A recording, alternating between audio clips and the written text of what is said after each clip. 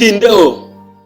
Life is a performance. You're the actor. When you don't play well your part, you will be repressed. ITINDEHO.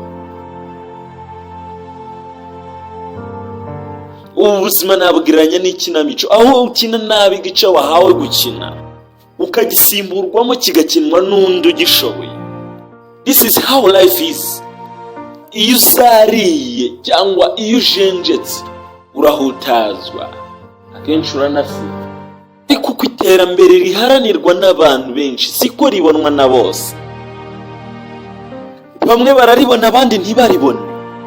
Because you people, buri kintu cyose ugerageza gukora ni witonda uzasanga kigira instruction. So unless you don't follow its instruction ntabwo uzagitsinda.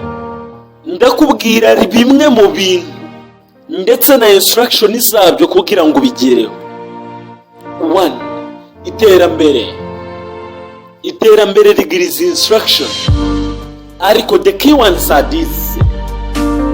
1 is remember who you are. My friend, mu rugendo rw'iterambere ugomba kumenya uwo uriwe. Okay? 2, remember who you want to be. Kwibuka uwo ugomba cyangwa ushaka kubawe.